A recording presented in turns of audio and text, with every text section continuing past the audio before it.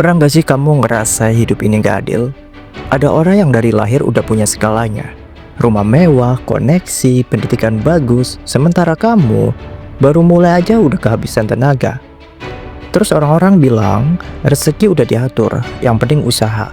Tapi kenyataannya gak semua orang mulai dari garis start yang sama.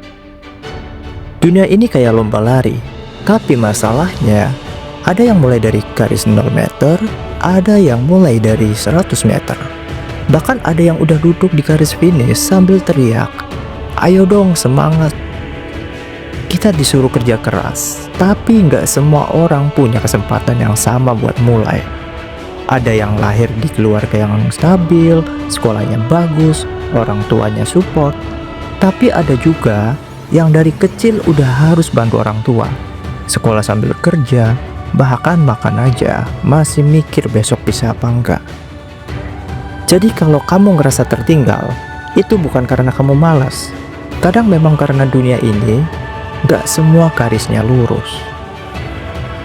Ironisnya, dunia sekarang suka banget nge-labelin orang dari hasil akhirnya. Kalau sukses dibilang kerja keras, kalau gagal dibilang kurang usaha. Padahal gak ada yang tahu perjuangan tiap orang tuh beda banget. Ada yang berjuang lawan miskin, ada yang berjuang lawan trauma, ada juga yang berjuang lawan dirinya sendiri. Dan anehnya lagi, orang yang paling keras hidupnya sering malah disalahin. Dibilang kurang bersyukur, kurang sabar, kurang doa. Padahal dia cuma butuh dipahami, bukan dihakimi.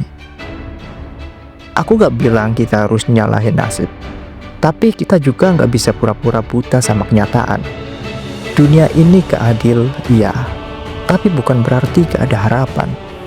Kadang justru karena ketidakadilan itulah kita belajar jadi lebih peka, lebih kuat, lebih manusiawi.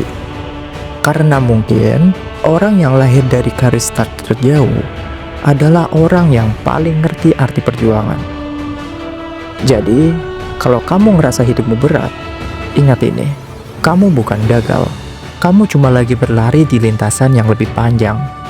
Bukan berarti kamu gak akan nyampe, cuma waktunya aja beda. Karena di dunia yang gak adil ini, perjuanganmu tetap punya nilai, meskipun orang lain gak ngerti. Dan kadang, yang penting bukan siapa yang finish duluan, tapi siapa yang masih bertahan, meskipun garisnya belum kelihatan.